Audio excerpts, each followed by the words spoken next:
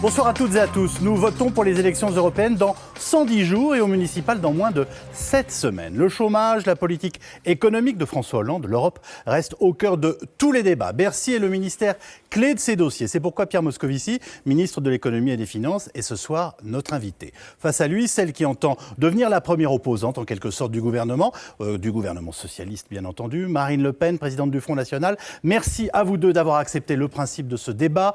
Vos temps de parole seront évidemment décomptés. Pour nos téléspectateurs, je rappelle que vous avez la possibilité de suivre et commenter cette émission sur notre second écran, le site france-tv-info.fr. Vous pouvez aussi interagir sur notre page Facebook ou sur Twitter. Certaines de vos réactions sont diffusées, vous le savez, à l'antenne. Le débat maintenant. Nous consacrerons la dernière partie de l'émission au retrait de la loi famille.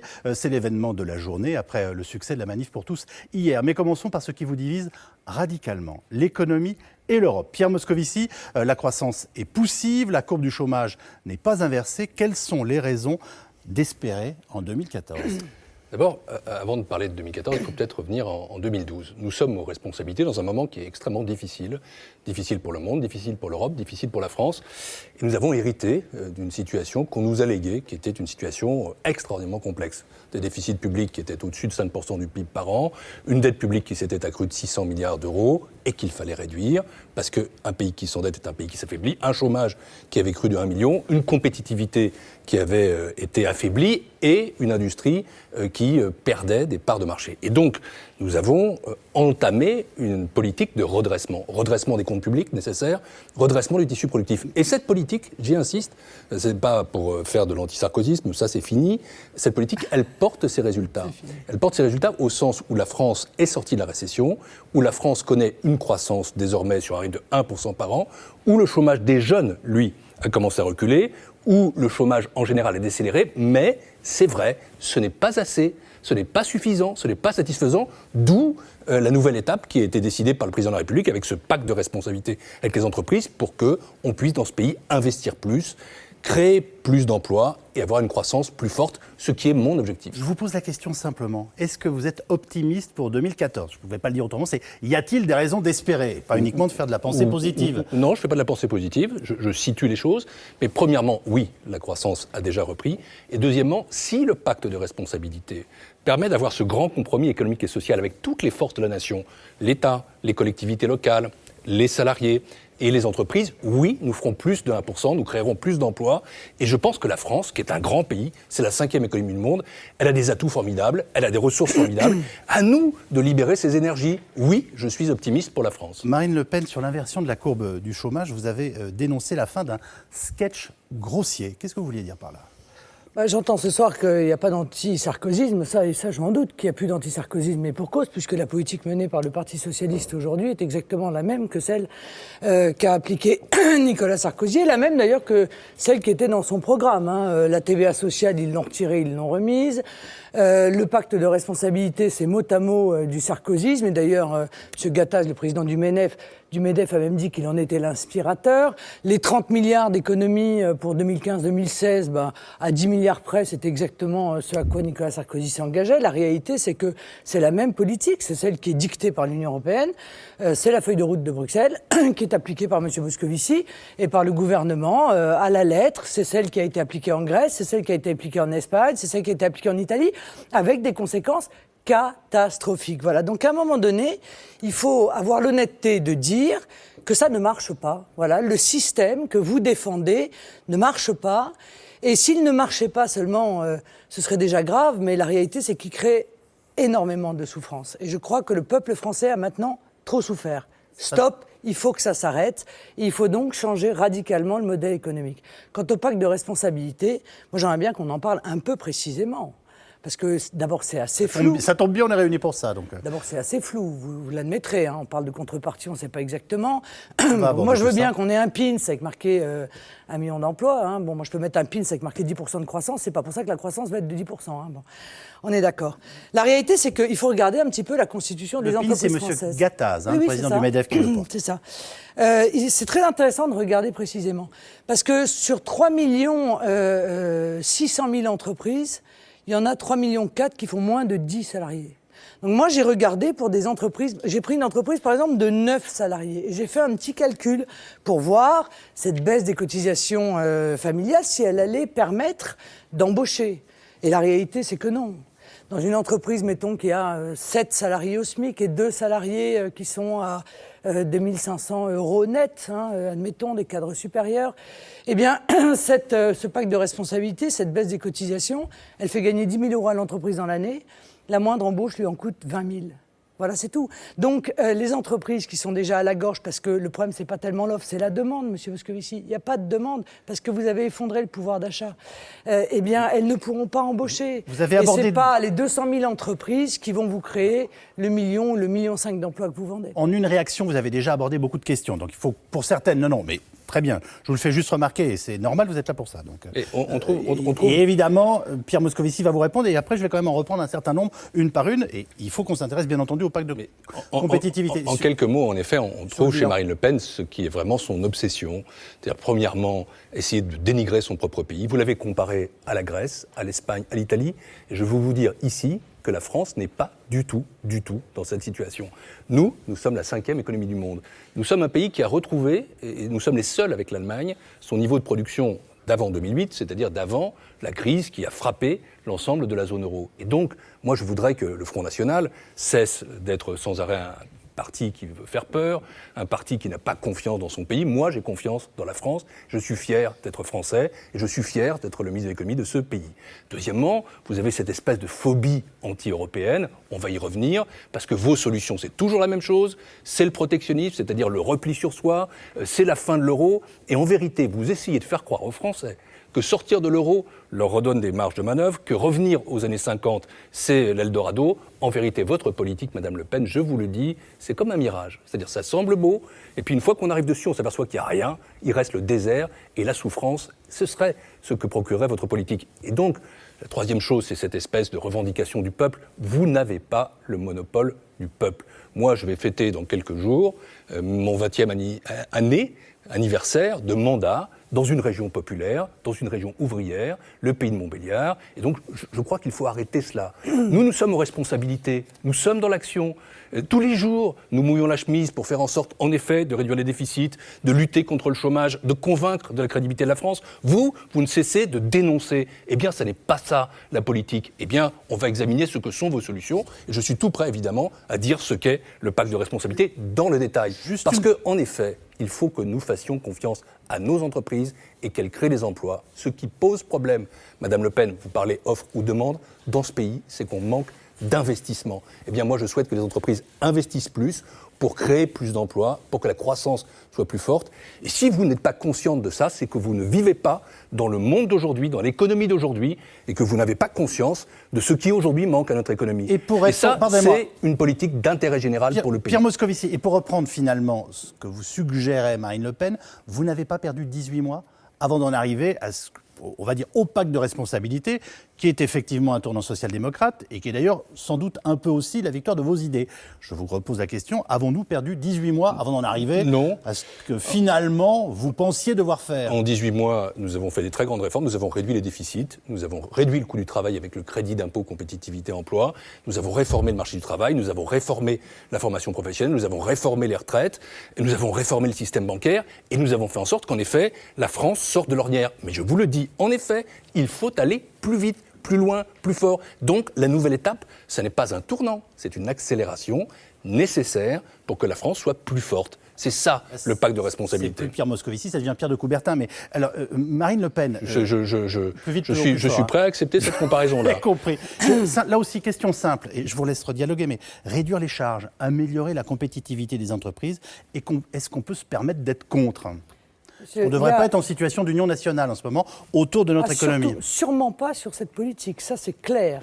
Cette politique de compétitivité consistant à effondrer le système de protection sociale et à tenter de faire baisser les salaires, elle a été appliquée encore une fois. Moi je ne compare pas la France à la Grèce, je dis juste qu'on est dans le même escalier, on n'est pas encore au même étage parce que c'est vrai qu'on est un pays puissant.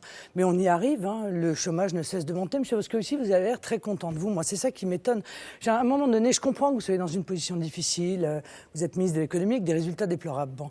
Mais regardons-les un peu, ces résultats, parce que comprenez que ceux qui vous écoutent, ils ont le sentiment que vous ne prenez pas à cœur les préoccupations qui sont les leurs, la souffrance qui est la leur.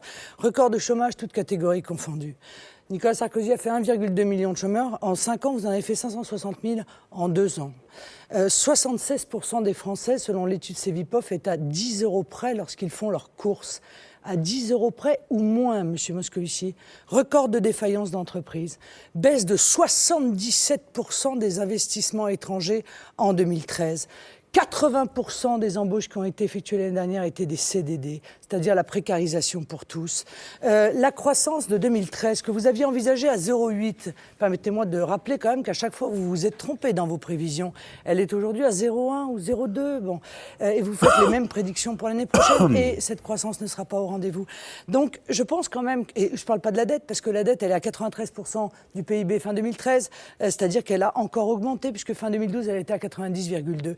Donc tous ces résultats sont mauvais, M. Moscovici. Et je vais vous dire pourquoi, et c'est le débat qu'on a ce soir. Parce que votre politique est mauvaise. Parce que l'euro tue notre économie. Parce que votre politique ultralibérale, elle tue notre économie. Parce que le dumping social que vous mettez en œuvre au travers de l'Union européenne, de la directive détachement des travailleurs, elle est insoutenable pour les salariés français. Et j'aimerais vous lire, parce qu'à un moment donné, j'ai l'impression de faire des constats et d'être la seule à les faire. Mais vous avez tort. Vous avez raison. C'est-à-dire que vous vous contentez de prendre une série d'indicateurs parmi les plus mauvais, sans voir... Excusez-moi, c'est les indicateurs qui apportent aux Français quand même. Sans voir que la France est sortie de la récession, sans voir que la France est un pays qui investit, sans voir que la France est un pays qui crée. Écoutez, moi j'étais ce matin... On est en risque de déflation, alors ne me dites pas ça. Je ne sais pas ce que vous faisiez ce matin, Madame Le Pen. Moi, j'étais à Lille. Et à Lille, qu'est-ce que j'ai fait ? Puisque vous parliez de l'Europe. J'étais avec le vice-président de la Banque européenne d'investissement. Et nous avons annoncé là que la Banque européenne d'investissement venait apporter 1,3 milliard d'euros à la France pour financer le plan campus, à commencer par l'Université de Lille. Ça, l'Europe, c'est aussi ce qu'il fait pour les jeunes. Et il y a quelques semaines, j'étais avec Marisol Touraine pour annoncer que la Banque européenne d'investissement, toujours elle, mettait 1,5 milliard d'euros pour le plan hôpital. Et puis, on a signé aussi une convention avec la Caisse des dépôts et consignations pour le tissu productif. Bref, madame, nous sommes dans l'action par rapport à une situation difficile. Vous êtes dans la déploration. Et vous êtes dans l'action, monsieur Moscovici. Écoutez, ne me parlez pas des salariés de Prévest, je les connais mieux que vous, car ils sont dans ma circonscription. Eux, ils vous ont plus vu après. Je me bats pour eux, comme je me bats pour les salariés de PSA à Sochaux. Vous vous contentez de distribuer des tracts devant. Moi, je me bats pour l'économie française. Laissez-moi votre place et je me battrai beaucoup mieux que vous. Et on va voir quelles sont vos propositions. Moi, je vous le dis. Sortir, comme vous le préconisez, de l'euro, c'est ignorer ce que l'euro nous a apporté. Nous allons en parler. Et c'est une politique qui mettrait la France tout simplement en faillite. Nous allons en parler. C'est ça le Front National. C'est la faillite pour les couches populaires. Non, mais ce que je voudrais, c'est quand même qu'on regarde que même la Commission européenne, on ne peut pas dire qu'elle est Front National, c'est le moins qu'on puisse dire, dit, dans un communiqué de janvier, en l'absence de possibilité de dévaluer la devise, les pays de la zone euro qui veulent redevenir compétitifs en termes de coûts se voient contraints de recourir à une dévaluation interne, compression des salaires et des prix. Ces mesures ont néanmoins leurs limites et leurs inconvénients, comme c'est bien dit, surtout en termes de croissance du chômage et de préjudices sociaux. C'est la politique que vous êtes en train de mettre en œuvre. Même la Commission européenne finit par voir que la politique qu'elle a imposée aux pays européens est une dévastation économique et sociale. Marine Le Pen. Même la Commission l'avoue. Pour une fois, la Commission avoue les conséquences de sa politique. Madame Le Pen. Vous répondez à ça, Pierre Moscovici, excusez-moi, et après, s'il vous plaît. Vous-même souhaitiez il y a quelques instants qu'on termine le chapitre pacte de responsabilité. Vous répondez à cette question et on y revient parce qu'évidemment, on a des questions à vous poser. Oui, moi je veux dire en quelques mots, puisque vous parlez de la Commission européenne, ce que l'euro a apporté aux Français. D'abord, aux particuliers. Quand vous franchissiez les frontières, et ça arrive, avant, vous alliez dans un bureau de change, vous payiez des frais, il n'y en a plus. Pour les entreprises. Sauf quand je vais en Angleterre. Avant, vous n'êtes pas dans l'euro, précisément. Nous sommes d'accord, oui. Et donc, dans l'euro, il n'y a pas cela. Pour les entreprises, vous aviez des risques de change qui étaient provisionnés. Il n'y a plus cela. Pour les finances publiques, vous aviez des taux d'intérêt qui étaient à 4 ou 5 points. Les taux d'intérêt sont plus bas. Et c'est aussi des coûts pour les entreprises. Pour l'inflation, vous aviez un taux d'inflation qui était de 4 à 5 points pendant les 20 années qui passaient, et l'inflation, c'est l'impôt sur les plus pauvres. Et aujourd'hui, vous avez moins de 2%, vous parliez même, il y a une seconde de déflation, nous n'en sommes pas là, nous avons une inflation très faible.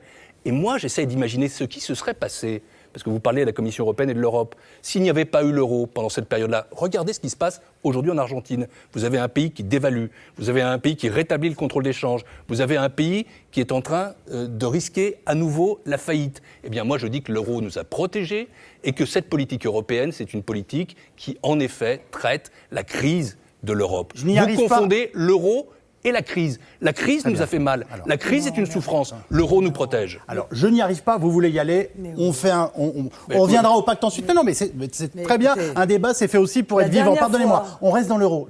Je pose une question au ministre et je vous redonne la parole. Simplement, Pierre Moscovici, est-ce que sortir de l'euro, c'est un débat interdit? Non, tabou. Vraie question. Voilà, pas du tout. Si je pensais que le débat était interdit, je ne serais pas là ce soir pour parler avec Mme Le Pen, puisque je sais que c'est sa principale préconisation en vérité. Ce que je crois, en revanche, c'est que c'est une politique qui est mauvaise pour la France, mauvaise pour l'Europe, mauvaise pour les Européens, et je le démontrerai. Dites-moi, Mme Le Pen, comment sortez-vous de l'euro et quelles sont les conséquences de la sortie de l'euro? Je vous expliquerai ensuite ce que je pense, moi, de cette politique qui sera une politique de gribouille. Marine Le Pen, très bien. Non, mais c'est une très bonne question et donc je veux bien que vous y répondiez. Je vais y répondre, mais je veux dire, ce discours-là, moi, je ne l'avais pas entendu depuis 1987. J'ai retrouvé, vous savez, l'euro, une chance pour la France, une chance pour l'Europe. C'était, tout le monde l'avait signé, cette pétition. Une gestion saine des finances publiques. Celle-ci est de toute façon indispensable et coordonnée à l'échelle européenne. Elle favorisera la croissance au sein d'un grand marché homogène, facilitera la modération des impôts, etc. Voilà ce que vous avez vendu aux Français pour leur vendre l'euro.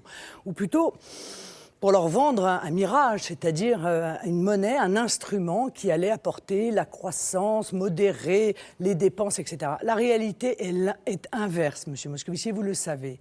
La zone euro a un taux de chômage de 12%.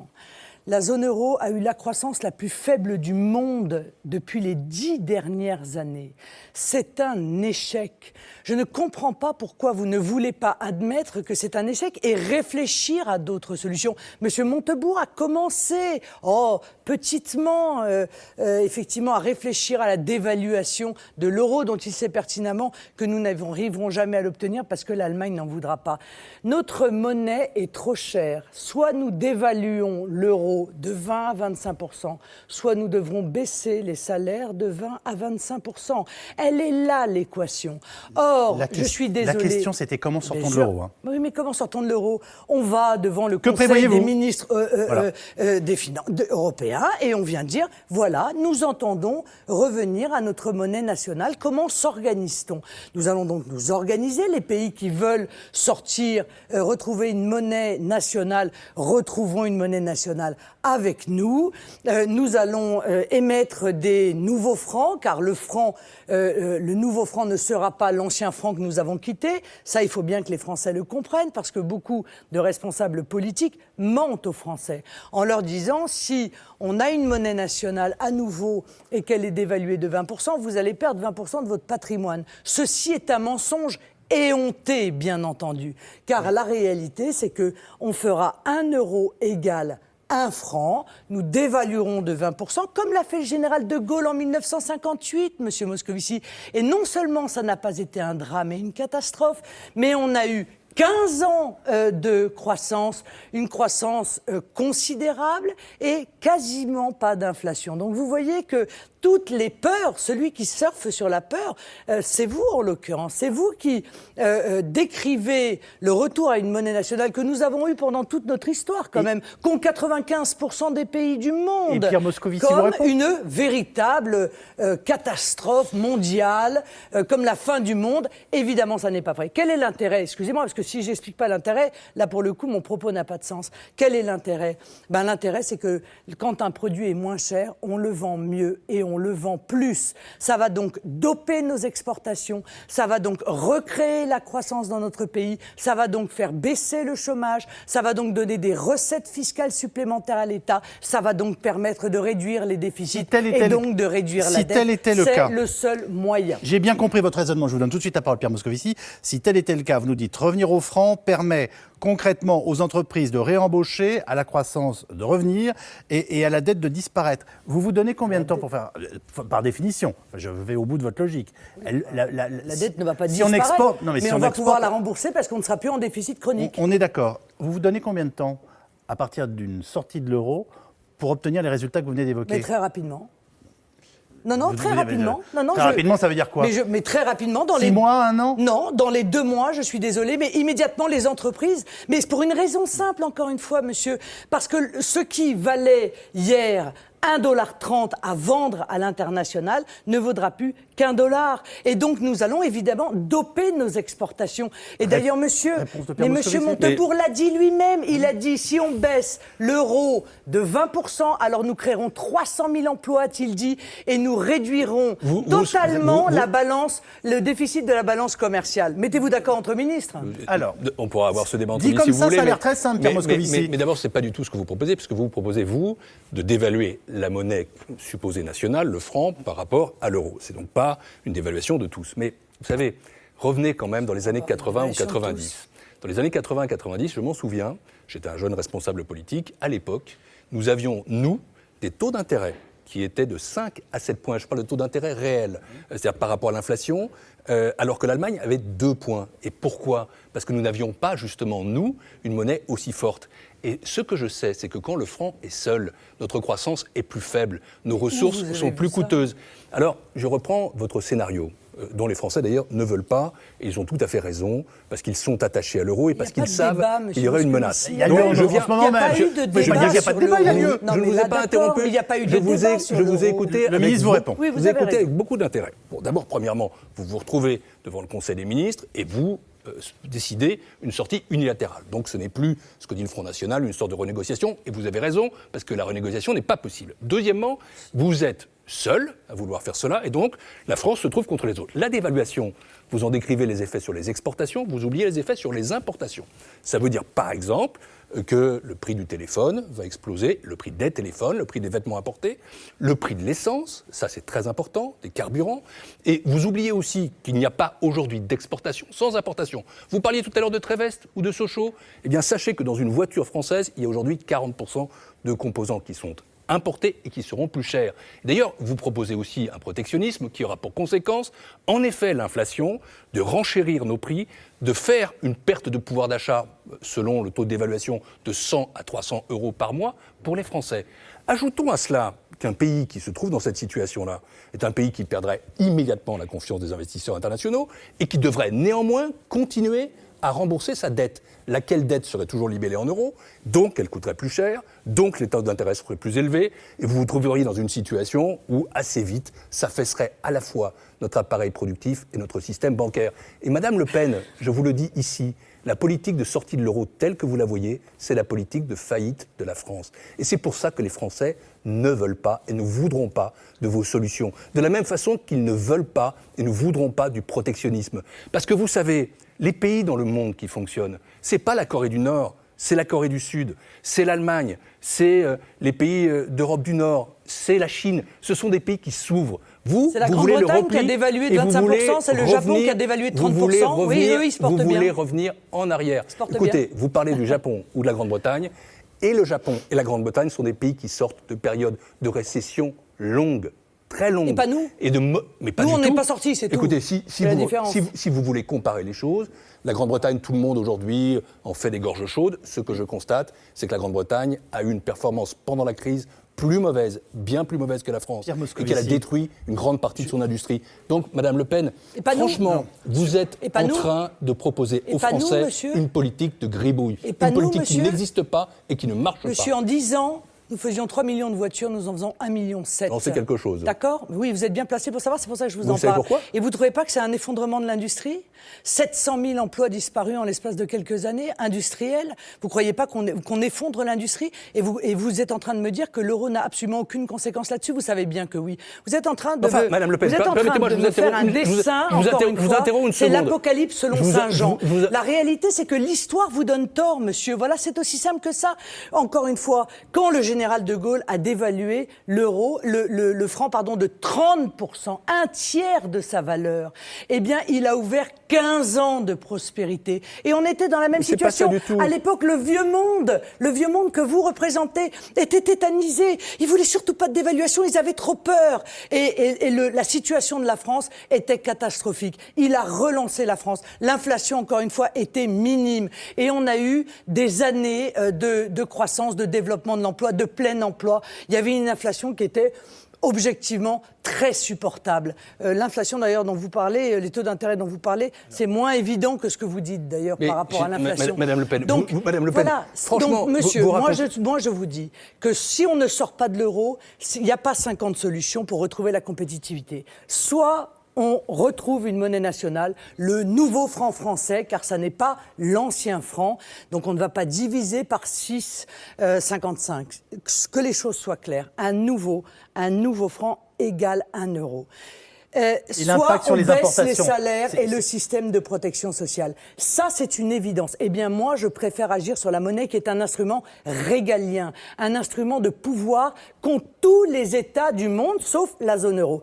Et ça n'est pas suffisant, permettez-moi, car la politique que je veux mener, contrairement à ce que vous dites, M. Moscovici, n'est pas unique. C'est effectivement le retour à une monnaie nationale que l'on puisse maîtriser et adapter à notre économie. C'est un protectionnisme intelligent que font tous les pays du monde, non, M. Moscovici, tous, sans exception, c'est le patriotisme économique, c'est-à-dire l'aide aux PME, PMI, ce qui n'est pas fait dans la politique actuelle, l'avantage donné aux PME dans l'accès au marché public, etc., ce qui est interdit par l'Union européenne. Pierre Moscovici vous répond. Je glisse juste une question, j'allais dire de bon sens, mais vous pouvez évidemment nous expliquer pourquoi votre réponse serait contraire. Quand on a quitté le franc pour l'euro, ça n'a absolument pas été une catastrophe. Pourquoi ça le serait dans l'autre sens? Vous comprenez ce que je veux dire? Je crois que je viens d'expliquer les choses, mais je voudrais quand même répondre Madame Le Pen directement sur 3 choses. D'abord, vous réécrivez l'histoire du gaullisme que votre père a toujours combattu, toujours, que les partis d'extrême droite ont toujours combattu. Mais surtout, ce que vous ignorez... Il y a un petit rapport entre le Front National et Jean-Marie Le Pen. C'est pas le rapport avec la dévaluation faite par le général de Gaulle. Enfin. Mais laissez-moi parler. Ce que vous ignorez complètement, c'est qu'à l'époque, ce n'était pas la France qui était dans cette situation, c'est que le monde traversait ce qu'on appelait les 30 Glorieuses et que nous avons eu, pas seulement nous, mais le monde entier, 5 à 6 points de croissance annuelle. Vous faites comme s'il n'y avait pas eu de crise dans les années 70 déjà. Et au fond, vous savez, il y a un aveu là dans ce que vous faites. C'est que la France dont vous rêvez, c'est la France des années 50. C'est une France sans décentralisation, c'est une France sans grandes entreprises, c'est une France avec le franc, c'est une France repliée sur elle-même, c'est une France qui n'est pas une France ouverte sur le monde. Le monde que vous voyez, c'est un monde passé, c'est un monde fini, c'est un monde fermé. Et c'est pas ça le monde aujourd'hui. Deuxième remarque. On a aussi appelé ça les 30 Glorieuses, excusez-moi, et même avec des taux d'inflation importants, les Français se sont offert leur maison. Oui, exactement. Honnêtement. Et ils avaient du boulot. Mais malheureusement, les 30 Glorieuses, elles ont terminé dans les années 70, et chacun le sait ici. Deuxième chose, vous évoquiez l'industrie automobile. Et là, vous venez de faire un aveu terrible qui montre que toute votre démonstration ne tient pas. Parce que c'est vrai que la France a de mauvaises performances dans l'industrie automobile. Je le répète, je suis élu de la plus grande circonscription automobile de France. Et dans ma circonscription, il y a le centre de production de Sochaux. Mais c'est vrai qu'on produit aujourd'hui moins de 2 millions de véhicules en France. On produisait près de 3. Mais on produit en Allemagne plus de 4 millions de véhicules avec la même monnaie que nous, l'euro. Qu'est-ce à dire? Avec ce qui est à dire, c'est que le problème de compétitivité, ce n'est pas le problème uniquement ou principalement monétaire. C'est que c'est précisément un problème à la fois de compétitivité, coût, et en effet, il faut réduire les coûts pour être plus compétitif, et c'est aussi un problème de compétitivité hors coût, c'est-à-dire la qualité. Vous savez très bien, en tout cas moi je le sais, que le problème de l'industrie française, c'est la montée en gamme, c'est d'avoir des produits qui soient des produits compétitifs. Et quand moi, ministre de l'économie et des finances, je traite la situation de PSA aujourd'hui, qui a besoin de trouver des partenaires industriels. Il s'agit bien de ça, de trouver des moyens financiers pour se développer. Enfin, troisième remarque, vous évoquez la commande publique, les marchés publics pour les petites et moyennes entreprises. Pourquoi donc n'avez-vous pas voté à l'échelle européenne, il est vrai que vous n'allez jamais au Parlement européen, une directive qui est une directive sur les marchés publics qui donne précisément... Mais j'y étais, monsieur Moscovici, alors vous avez voté contre, qui donne précisément davantage de souplesse aux pays pour pouvoir avoir recours aux marchés publics pour les PME. Quand des textes européens sont bons, vous devriez les adopter. Monsieur, et donc, Madame Le Pen, vous faites un amalgame de tout, un amalgame dans le temps, un amalgame dans l'espace et un amalgame aussi entre toutes les politiques. D'abord, moi j'y étais. D'accord. Et deuxièmement, J'en suis content. et C'est je rare. vais vous dire ce que je conteste formellement, c'est que les PME françaises passent derrière les PME étrangères. Moi, je veux mettre en place une priorité d'accès aux PME françaises avec l'argent public français, payé par les impôts des Français. Donc vous sortez Or, aussi de l'Union européenne. l'interdisez, Vous sortez aussi de car l'Union vous européenne. obligez, C'était ma prochaine question, merci. Vous obligez, Pas seulement de la zone euro. Vous obligez au marché public européen dans lequel les PME françaises passent toujours derrière les autres. C'est comme ça, Monsieur Moscovici, que vous poussez la Poste à acheter des scooters à Taïwan. C'est comme ça que vous poussez Alors, l'armée à aller faire Moi, je fabriquer préfère qu'ils les dans les achètent à pays, Mandeur, les habits chez dans les PMTC. pays du Maghreb, etc., etc. C'est comme ça que notre police a des véhicules qui ne sont pas des véhicules français. Eh bien ça, moi, je ne l'admets pas, parce que je n'admets pas qu'avec l'argent qui sort de la poche des contribuables français, on ne puisse pas faire travailler les PME et les entreprises françaises. Ça, c'est ce que je veux. Marine Je trouve Le Pen. que c'est juste. C'est ce que font des tas de pays, figurez-vous. C'est ce que font les États-Unis. C'est ce que font des pays comme le Maroc. C'est ce que font tous les pays qui ont du bon sens et qui considèrent qu'avec l'argent public, c'est quand même mieux d'aider l'emploi l'emploi de leur pays et donc les entreprises de leur pays. Vous ne le faites pas parce que vous êtes embarqué dans une idéologie qui, encore une fois, est un échec. Marine Le Pen. L'Union européenne est un échec. L'euro est un échec. Et la souffrance que crée cet instrument, qui est un échec, vous devriez au moins accepter. Moi, c'est ça que je ne comprends pas, de réfléchir sur d'autres solutions. On a l'impression que vous êtes face à une religion. Vous avez une religion, c'est l'euro. Et tout... Excusez-moi. Je vais au bout de votre propre religion. Non, mais terminez 2 minutes. On a un bon équilibre de temps de parole, ce serait... Et si on remet en cause votre religion, on est fou, blasphème, et ce sera l'apocalypse. C'est pas ça, monsieur Moscovici. Il y a 46 économistes français qui sont pour la sortie de l'euro. Il y a 10 prix Nobel d'économie qui sont pour la sortie de l'euro. C'est faux. Madame Le Pen, ça, c'est un exemple. Eh ben, écoutez, à chaque fois que vous me dites c'est faux, maintenant je vous connais, j'ai amené tous les documents. On ne se connaît pas si bien parce que j'ai la même liste que vous. Si, je vous connais bien. J'ai débattu contre vous, je sais vous dites c'est faux, et à chaque fois je vous montre que c'est vrai. Marine Le Pen, s'il vous plaît, je vous demande une chose. Oui, non, mais je sors ma petite liste, excusez-moi, j'ai le droit quand même. Je vais au bout de elle est là. je vais au bout de votre logique un instant. Ils sont pas contre l'euro. Après ce que vous venez de nous dire, je vous dis, Non. Marine Le Pen, après ce que vous venez de nous dire, je comprends que, in fine, vous voudriez peut-être sortir de l'Union européenne. Est-ce que c'est le cas? Non pas seulement échapper à l'euro, mais sortir de l'Union européenne. Est-ce que c'est une option que vous retenez? Pierre Moscovici vous a posé la question, et c'est quand même ce que j'entendais très largement dans ce que vous venez de nous dire. Il y a 4 points que je veux renégocier avec l'Union européenne qui m'apparaissent essentiels à la liberté, à la souveraineté, à la prospérité et à la sécurité de mon peuple. On les cite simplement. On les cite. Souveraineté territoriale. Je veux que nous maîtrisions nos frontières et par conséquent, je veux renégocier avec la suppression de l'application de Schengen. Souveraineté monétaire pour pouvoir justement adapter ma monnaie à mon économie, comme l'a fait la Grande-Bretagne avec beaucoup de conséquences très positives et le Japon avec beaucoup de conséquences très positives. Souveraineté législative. Je pense que dans une démocratie, Monsieur Calvi, ce sont les Français qui doivent avoir le dernier mot, pas une directive européenne. Et on en reparlera tout à l'heure avec la directive Lunasec, qui va demain être voté au Parlement et qui veut imposer ce sur quoi vous avez reculé aujourd'hui, c'est-à-dire toutes les revendications LGBT, et la souveraineté économique, c'est-à-dire la possibilité de faire du patriotisme économique, comme je le disais tout à l'heure. Soit l'Union européenne me donne, m'accorde ces modifications, soit elle ne me les accorde pas, et à ce moment-là, je pense qu'il faut organiser un référendum et proposer aux Français d'en sortir, car notre sécurité, notre prospérité, notre liberté, notre identité ne peut pas être défendue avec ces 4 transferts de souveraineté. Je vous fais juste remarquer que les grands patrons anglais viennent d'écrire à David Cameron pour leur dire qu'une situation de ce type pour la Grande-Bretagne, dont vous vantiez certaines réussites il y a quelques instants, parce qu'ils ont en effet la maîtrise de leur monnaie, serait une catastrophe absolue. Oui, mais moi je défends les petits patrons, Monsieur Calvi, pas les grands patrons. Les grands patrons, c'est Monsieur Moscovici qui les défend. Pierre Moscovici. Alors donc, vous savez, quand au Conseil des ministres, je présente, c'était le cas la semaine dernière, une ordonnance qui permet de simplifier les obligations comptables des très petites entreprises, ce qui fait 1,1 million d'entreprises, 97% des sociétés françaises, qui représentent pour elles plus d'1 million d'heures économisées, 110 millions d'euros d'économisés. Non, madame. Moi, je travaille pour les très petites entreprises, pour les PME de ce pays, et le pacte de responsabilité, on y reviendra. Il est d'abord fait pour elles, d'abord fait pour elles. Mais ils ont raison, les patrons anglais, de s'inquiéter. Mais vous savez, j'écoutais avec intérêt ce que disait Mme Le Pen il y a une seconde. En réalité, elle a fait un aveu terrible, et là on est très loin du général de Gaulle, qui a tout de même construit l'Europe. Elle veut sortir de l'Union européenne. Elle n'en accepte pas les disciplines. Et vous savez, l'Europe, c'est pas ce que vous dites, Mme Le Pen. Aujourd'hui, l'Europe est le premier exportateur mondial. La France, avec 1% de la population mondiale, est le 5e exportateur mondial. Donc, vous êtes comme toujours en train de dire, voilà, ça va pas, ça va pas, ça va pas, d'insister sur tout ce qui fait peur, car c'est ça le fonds de commerce de votre parti.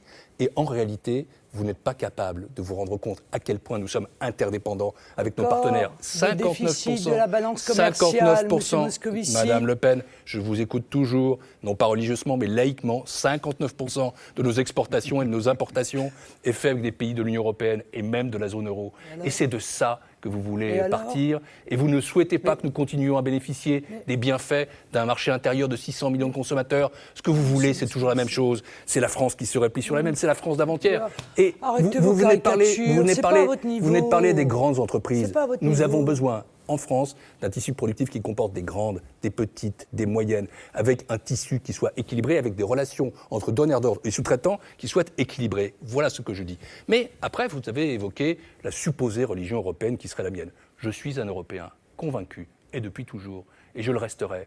Mais je ne veux pas, moi, que l'Europe... Mais non, vous savez, laïque, je le suis en tout. Et donc, il n'y a pas d'amen. Je le suis parce que je sais que c'est bon pour mon pays et parce que je sais que la France est grande quand l'Europe est grande. Mais je vois aussi ce que l'Europe n'apporte pas aujourd'hui. Je sais que l'euro, par exemple, est une construction incomplète. Et je dis qu'il est très important que nous soyons capables de rééquilibrer la construction européenne, de la tourner vers la croissance et l'emploi. C'est la raison pour laquelle, moi, ministre de l'économie et des finances, j'ai été voir le commissaire européen il y a quelques mois, chargé des questions économiques et monétaires, et j'ai demandé un délai de 2 ans pour que nous puissions réduire nos déficits en deçà de 3% du PIB. C'est la raison pour laquelle la France s'est battue pour qu'on crée ce qu'on appelle l'union bancaire, c'est-à-dire quelque chose qui va permettre de prévenir la reproduction des crises bancaires. C'est la raison pour laquelle je souhaite qu'on ait dans nos pays qui ont besoin de réformes, parce qu'on a besoin de réformes, comme la France, des réformes dites structurelles, qu'on réduise les déficits, eh bien on les fasse, mais qu'à côté des pays comme l'Allemagne soient capables d'augmenter leurs demandes. Et quand je vois que, par exemple, le SPD en Allemagne a obtenu la création d'un salaire minimum, je me dis que les choses vont dans le bon sens. Je suis pour l'Europe du progrès, je suis pour une Europe de la croissance. Vous êtes pour la France toute seule, repliée, en imaginant qu'on va vous suivre. Personne ne vous suivra, ni les chefs d'entreprise français, ni nos partenaires étrangers. Et encore une fois, c'est une France recroquevillée, rétractée, retournant dans le passé que vous proposez aux Français. Ils n'en veulent pas. Ils veulent poser une question. J'aimerais juste vous poser une question. Monsieur Calvi, moi, je voudrais juste quand même répondre 2 secondes. Simplement, entre les turiféraires de l'Europe et les satanistes, ce qui veut dire que ce sont des religions qu'on pourrait trouver dos à dos, très simplement, l'Union européenne n'a vraiment absolument rien apporté de bon à la France, selon vous ? Non, je ne crois pas. Je crois que d'abord, il a transféré les souverainetés du peuple français à une structure supranationale et que ça a été fait dans le dos des Français et contre leur volonté, puisqu'au traité de Lisbonne, ils l'ont rejeté. Et pourtant, pas le traité de Lisbonne. La Constitution européenne, c'est la même chose. Excusez-moi. Marine Le Pen, rien apporté de bon à la France. Ce débat-là est fermé. Moi, ce que je ne comprends pas, c'est pourquoi on ne peut pas débattre sans tomber dans la caricature que vient de donner M. Moscovici. Excusez-moi, si vous nous dites que l'Europe n'a absolument rien apporté à la France, c'est 50% de nos échanges commerciaux. On va se illuminer nos maisons avec des bougies, et puis on va casser des cailloux, et puis on aura nos carrioles. Mais ça n'a aucun sens, Monsieur Moscovici. Avant qu'il y ait la construction européenne telle que vous l'avez voulu, conçue et construite, avec l'UMP d'ailleurs, on commerçait. Et on commerçait beaucoup, et on exportait beaucoup, et on exportait beaucoup mieux, et on importait moins, parce qu'on avait une industrie, parce qu'on avait d'abord conquis notre marché intérieur, ce qui n'est plus le cas aujourd'hui. Encore une fois, le déficit de la balance commerciale est à un record. Donc on exporte beaucoup moins qu'on importe. Ça, c'est votre résultat. Alors ne me dites pas que si on avait une monnaie nationale, encore une fois, comme 95% des pays du monde, nous retournerions au Moyen-Âge. Ça n'a aucun sens. Ça sert à rien, cette caricature-là. Moi, je crois qu'une économie, elle doit aussi pouvoir s'appuyer sur un État stratège, c'est-à-dire un État qui donne des règles du jeu, parce qu'il y a rien n'existe sans règles du jeu. Cet État stratège aujourd'hui, il est réduit au minimum, il est bâillonné parce que ce sont les technocrates européens qui décident pour nos gouvernants. C'est pour ça que j'ai dit que M. Hollande était le dirigeant d'un gouvernement technique. Or, les décisions qui nous sont imposées prouvent leurs mauvais résultats.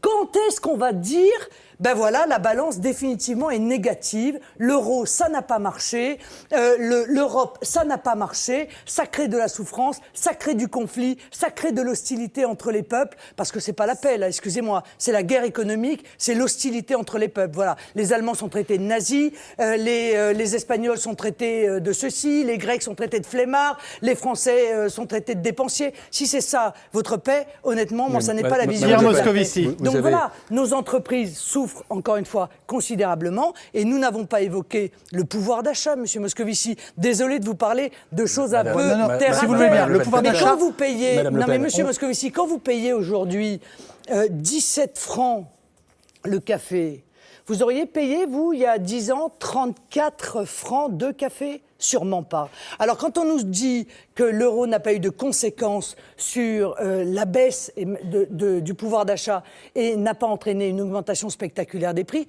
on ment aux Français. Et pourtant, vous leur avez menti, chiffres à l'appui. À chaque fois en disant non, l'INSEE dit que... Mais les Français, ils voient bien la réalité de leur vie quotidienne. Le Pen, vous savez, vous êtes vraiment experte en caricature, et à vous écouter, il n'y a rien de bon dans la construction européenne, rien de bon dans l'euro, et encore une fois, je le dis mais de manière très calme, ce que vous préconisez, c'est en effet le retour à la France d'avant. Et vous parliez du marché intérieur. Vous savez ce que c'est le marché intérieur français? C'est 65 millions de consommateurs.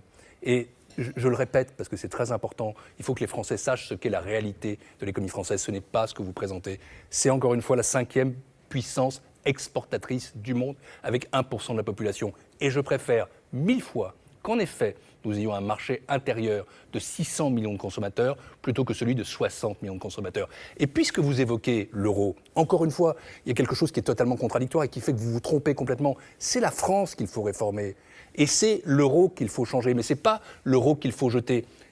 Notre performance comment, eh bien, j'y viens. Notre performance par rapport à l'Allemagne, elle est, hélas, bien plus mauvaise. Nous avons aujourd'hui, le déficit commercial français se réduit, il était de 74 milliards, j'espère qu'il ira vers les 60 milliards cette année, mais il reste élevé alors que l'excédent allemand est de 160 milliards d'euros. Quelle est la différence? Est-ce que c'est la monnaie? Non, nous avons la même monnaie, l'euro. La différence, c'est que l'Allemagne a fait des réformes qui sont favorables à la compétitivité, qu'elle a donné la priorité à son industrie. Et moi, ce que je dis, c'est que ce qu'il faut, vous parliez d'Arnaud Montebourg, et là je l'approuve complètement, c'est une stratégie offensive. C'est une stratégie qui aide par exemple à financer nos exportations. Je vais prendre un exemple. Il y a 1 an, nous avons obtenu une commande pour les chantiers de Saint-Nazaire, le plus gros paquebot du monde, 300 et quelques mètres. C'est parce que nous avons mis en place des financements export qui étaient tout à fait performants. Et quand nous mettons en place 34 plans industriels, par exemple sur le véhicule de demain ou sur l'hôpital numérique, c'est ce qu'a fait Arnaud Montebourg. Nous sommes en conquête. La France, elle ne doit pas se replier sur elle-même, elle ne doit pas être nostalgique du passé, elle doit aller de l'avant et pour ça, elle doit être vraiment compétitive. Et encore une fois, j'espère qu'on y reviendra tout de même, c'est ça le pacte de responsabilité. Faire en sorte que nos entreprises, les grandes, les petites, les moyennes, aient les moyens d'investir. Parce que si on ne se donne pas les moyens d'être offensif, d'investir, d'être créatif, d'être innovant, eh bien on n'y arrivera pas. Et j'ajoute une dernière chose sur l'Europe. Oui, moi, je suis attaché à cette Europe de la jeunesse, une Europe dans laquelle on peut circuler, en effet, dans laquelle on peut échanger culturellement, une Europe qui permet de financer des investissements chez les uns et chez les autres. Je citais tout à l'heure la Banque européenne d'investissement. Il faut réformer l'Europe. Il faut que l'Europe soit mieux gouvernée. Il faut qu'il y ait un budget de la zone euro. Il faut qu'il y ait un gouvernement économique de la zone euro. Il faut qu'il y ait une politique de croissance en zone euro. C'est ce que nous proposons. L'oligarchie européenne. Mais arrêtez avec l'oligarchie, madame. On va repartir, si vous le voulez bien, ça, franchement, sur le pacte de responsabilité coup-là, et l'économie française. J'ai une question très précise à vous poser et on va clore le dossier européen. Donnez-moi un exemple, un seul, Pierre Moscovici, une mesure concrète prise cette année, je dis bien cette année, par l'Union européenne qui a amélioré le sort ou la vie des Français. Mais quand nous avons fait l'union bancaire, c'était au mois de décembre, ce que nous avons décidé, c'est que vraiment maintenant, nous allions faire en sorte que nos banques payent pour les faillites bancaires. Jusqu'à aujourd'hui, c'était les contribuables qui étaient sollicités. Désormais, ce seront les banques qui paieront pour les défauts des banques. Ça, c'est fondamental. Les banques ou les déposants, monsieur Moscovici ? Eh bien, puisque vous me parlez des déposants, qu'est-ce que c'est que l'union bancaire ? Vous devriez le savoir, Madame Le Pen, députée européenne, je le rappelle. C'est la supervision des banques pour savoir comment elles se portent, et ça, c'est très important. On attend d'ailleurs les résultats. C'est 2, la résolution bancaire. Ne soyez pas inquiète. Si, je suis très inquiète. Elles sont très solides. Je suis très inquiète. Non, elles ne sont pas solides, monsieur. Vous le savez. C'est toujours et la vous même savez chose. très bien que le Crédit Agricole n'est pas solide du tout et que probablement on va être amené encore à venir les sauver. Donc vous ne pouvez pas dire que le système bancaire français va bien, monsieur Moscovici. Le système bancaire français est très solide. Non, vous ne pouvez pas dire cela. Il est très solide. Vous ne pouvez pas dire cela. Rien à craindre de la je sais très bien que c'est l'omerta sur ce sujet. Je le sais très bien. Mais la réalité, on la doit aux Français. Vous nous annoncez que le Crédit Agricole va se casser la gueule ? Ce que je vous annonce, c'est que le Crédit Agricole va très mal, bien entendu. Et qu'est-ce que vous faites ? Vous êtes en train d'appeler les déposants à retirer. Ben voilà, c'est ça. Oui, Madame Le Pen. Voilà, vous l'avouez. Vous avouez que vous mentez aux Français parce que vous avez peur de la panique. Voilà ce que vous avouez. Vous parlez de patriotisme. Eh bien, ça, c'est une attitude antipatriotique. Moi, je vais vous dire, monsieur Calvi. Mais je vais aller jusqu'au bout de ma réponse, puisque vous m'avez posé une question qui était sur les déposants. Donc l'union bancaire, c'est la supervision, et je répète que nos banques sont solides et qu'on peut leur faire confiance, alors que vous essayez, vous, de créer la défiance. Non, je dis la vérité, que c'est la résolution qu'on paye pour les banques, que ce sont les banquiers qui paieront pour les faillites des banques. Et 3, nous avons créé une directive sur la garantie des dépôts. Et donc, non, nous protégeons les épargnants, les déposants. Voilà ce qui est positif. Et pour vous, il n'y a jamais rien de positif. Et toujours la même chose, la peur.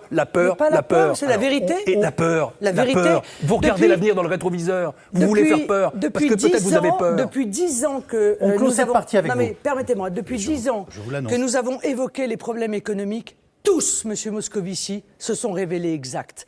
Tous. Vos prévisions à vous ont toutes été fausses. Nos prévisions à nous ont toutes été justes. Vous avez fait les prévisions, et j'ai même réussi. Oh oui, monsieur, il faut aller voir. Regardez, nous avons même fait votre plan d'endettement, pas de désendettement, parce que vous êtes incapable de désendetter, et vous le savez. D'endettement, et on est arrivé à 10 milliards d'euros près au niveau de la dette actuelle. Vous voyez comme on est bon. La réalité, c'est que le FMI, aujourd'hui, propose de développer le système chypriote. C'est-à-dire que le FMI envisage de faire payer les déposants des banques à hauteur de 10%. La Bundesbank a repris cette idée il y a quelques jours et vous le savez. Parce que ce n'est pas les banques qui vont payer pour leur propre faillite pour une raison simple, monsieur Moscovici, c'est qu'elles n'ont pas les fonds propres pour le faire et vous le savez. Et il y a un autre sujet que nous n'avons pas évoqué. Madame Le Pen, permettez-moi. Il y a un autre sujet que nous n'avons pas évoqué. Il y a un autre sujet que nous n'avons pas évoqué. Et le jour où on connaîtra le niveau des créances pourries, on va hélas sourire jaune. C'est ce que nous coûte l'euro. Ce que nous coûtent les différents plans de sauvetage, monsieur Moscovici, on oublie ça. Ah bah oui, ça c'est hors bilan, comme on dit. Ça, on le cache bien aux Français. C'est, je crois, près de 70 milliards d'augmentation de la dette que nous a coûté les différents sauvetages de la Grèce, du Portugal, de Chypre. Étant entendu que, semble-t-il, la Grèce envisagerait même de réclamer un 3e plan d'aide. Ces 70 milliards d'aggravation de la dette, monsieur Moscovici, pourquoi est-ce que vous ne le calculez pas dans ce que nous coûte cette monnaie? C'est votre dernière intervention sur le domaine européen, excusez-moi. Avec vous, Madame Le Pen, vraiment. Rapidement, oui, vous avez un peu rapidement. Plus c'est gros, plus ça passe. D'abord, s'agissant de Chypre, je peux vous dire que j'y étais. Donnez-moi les chiffres, alors, monsieur Moscovici. J'y étais. Oui, j'étais là quand on a trouvé la solution et on a garanti les dépôts des Chypriotes jusqu'à 100 000 euros. Vous le savez, et vous n'avez quand même pas à défendre cette économie casino qui était hautement suspecte. Donc nous sommes en train de la réformer. Et deuxième chose, s'agissant des plans, ils ne sont pas du tout. Combien ça a coûté ? Ils ne sont pas du tout hors bilan. Ils sont votés chaque année en loi de finances. Combien et ça ce sont des prêts, Madame Le Pen. Oui, ce sont des prêts. Et la Grèce va nous rembourser. Des prêts. Mais oui, bien sûr. C'est bien de vous ça êtes dont prêt il à mettre s'agit. votre patrimoine sur la table, bien sûr, en pariant ça. Non, que la Grèce Madame va Le nous Pen, rembourser. Arrêtez. Tout ça Comment est voté la Grèce va par nous les rembourser, Français, monsieur ? voté par le Parlement français, et ce ne sont pas des dons. Monsieur, et ça, vous 172% du PIB, la dette grecque. Ça continue d'augmenter. Comment elle va nous rembourser ? Arrêtez de dire aux Français qu'ils vont être remboursés. Qu'est-ce que vous voulez faire sur la Grèce, madame ? Vous voulez faire en sorte que ce peuple, vous évoquiez tout à l'heure, parce qu'il y a une notion qui vous est étrangère, c'est la notion de solidarité. Vous avez été en Grèce? Vous savez comment ça se passe en Grèce? La solidarité? Oui, la vous solidarité. Vous osez me parler de la oui, solidarité? je vous parle de la solidarité. Parce que les Grecs... Grèce, oui, avec en Grèce. plus de 50% de chômage des jeunes, avec des baisses de salaire de 30%, Madame Le Pen, les Grecs, avec la souffrance sociale que vous avez imposée là-bas, vous osez me parler de solidarité? Et vous, socialistes, vous devriez avoir... Les Grecs, Madame Le Pen, ils ont choisi, contrairement à ce que vous voulez faire, de rester dans l'euro. Ils ont choisi la pauvreté. Ils ont choisi de rester dans l'euro. Ils ont choisi de voir baisser leur espérance de vie. Ils savent que la sortie de l'euro, c'est la ruine. On revient en France. La multiplication des suicides. On revient en France. Arrêtez. C'est ça que vous voulez pour la France? Vous n'avez pas le droit de parler comme ça. Si, je parle comme ça parce que ça, c'est la Parce que c'est vérité. un mensonge. Et elle est cruelle, monsieur Moscovici. Non, un mensonge. Mais pourtant, c'est la vérité. Et ça, c'est la conséquence de votre politique. Et l'on revient Alors, en ne parlez pas de France. solidarité avec la Grèce. Et l'on revient en parce que la Grèce, France. vous l'avez tuée avec votre politique. C'est la Grèce qui a malheureusement... mais bien sûr, c'est de leur faute. Une quasi-faillite. Puis c'est de la faute de l'Italie. Merci. Et c'est de la faute de l'Espagne. Et c'est de la faute du Il Portugal. nous reste 10 minutes pour parler du pacte de responsabilité. Sauf la vôtre. J'ai accepté, s'il vous plaît. Sauf la Il nous vôtre. reste 10 minutes pour parler du pacte de responsabilité. Encore? Il y a une question. Non, on y revient. Nous venons de parler de l'Europe là pendant 30 minutes, je vous le rappelle. C'est trop court. On n'a pas parlé de la dette. On se pose tous la question. Quelles sont les contreparties que vous allez exiger des entreprises en échange des 30 milliards de baisse de charges? Peut-être dire d'abord ce que c'est que le pacte, parce que c'est en effet 30 milliards de baisse de charges, dont les 20 milliards qui ont déjà été consentis par le crédit d'impôt compétitivité emploi. Pourquoi faire? Pour permettre encore une fois à nos entreprises d'investir, et elles le demandent.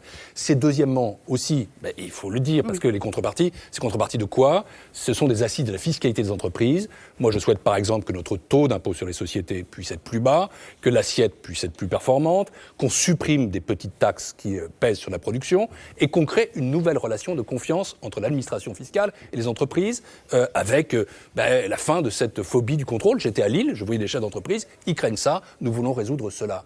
Et quand nous aurons fait raison ça... d'être phobique? Moi, je pense qu'il faut changer la culture de l'administration française, et je m'y emploie avec Bernard Cazeneuve, c'est-à-dire que nous faisons en sorte que les méthodes de contrôle fiscal changent, et aussi de créer cette relation de confiance. De quoi s'agit-il? C'est que nous proposons à des entreprises d'être transparentes, et à partir de là, leurs comptes sont validés au fur et à mesure, et ça évite les contrôles a posteriori. Et je souhaite que nous puissions légiférer sur ce point d'ici à la fin 2015. Ce serait formidable, je crois. Et nos entreprises, elles attendent ça. Elles attendent plus de stabilité, plus de prévisibilité, plus de lisibilité, moins de charges, et aussi une fiscalité qui soit plus performante. Vous avez beaucoup d'avance, et ma question c'était qu'est-ce que vous leur demandez en échange? En contrepartie, ce que nous leur demandons, et la contrepartie n'est pas une option, c'est fondamental, parce que s'il n'y a pas de contrepartie, il n'y a pas de pacte. Nous leur demandons de l'emploi, et avec de meilleurs emplois, des emplois pour les jeunes, des emplois pour les seniors. Nous leur demandons aussi de l'investissement en France, nous leur demandons des engagements sur la localisation des sites de production en France. Bref, c'est le dialogue social qui doit permettre d'avancer. C'est ça, en effet, une méthode social-démocrate. C'est ce qui permet de créer un grand compromis économique et social en France, et je pense que c'est une politique d'intérêt général à laquelle tout le monde devrait adhérer. Est-ce que vous faites confiance aux entreprises pour jouer le jeu, Marine Le Pen? Pas le problème des entreprises, pour M. Calvi, c'est le problème des impôts qui leur tombent dessus tous les jours, c'est le problème d'une administration fiscale et d'une administration générale qui est totalement tatillonne. Il faut faire 3 choses d'urgence, dont une qui était une de vos promesses, vous l'avez oubliée, bon, c'est pas grave, une de plus. Le ministre vient de vous dire qu'il voulait changer l'état d'esprit. Oui, on va changer l'état d'esprit, oui, d'accord. Enfin, moi, je vous aimerais bien avoir du concret, parce que les histoires d'état d'esprit, je pense que les vrais patrons, ils en ont un peu marre d'entendre ça. La réalité, c'est qu'ils sont incapables de prévoir un chemin pour leur entreprise parce qu'on change les règles du jeu en permanence, parce qu'on alourdit la fiscalité en permanence et parce qu'on n'a pas mis d'IS, il fallait mettre un IS progressif. C'était une promesse de François Hollande. Il ne l'a pas mis en œuvre. Ça veut dire qu'aujourd'hui, encore, les grandes entreprises payent 8% d'impôts parce qu'elles font de l'optimisation fiscale, etc. Contre cela, on n'a rien fait.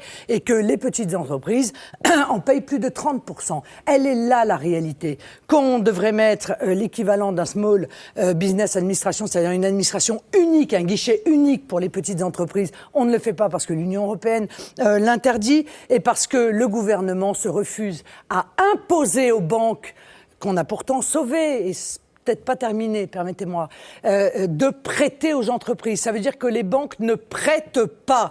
Alors quand on me dit « Oh oui, les banques, on va faire des prêts, etc. », c'est pas vrai. Les banques ne prêtent pas aux entreprises. Et il y a des entreprises, la majorité des entreprises qui sont en défaillance aujourd'hui, elles sont en défaillance pour des problèmes de trésorerie.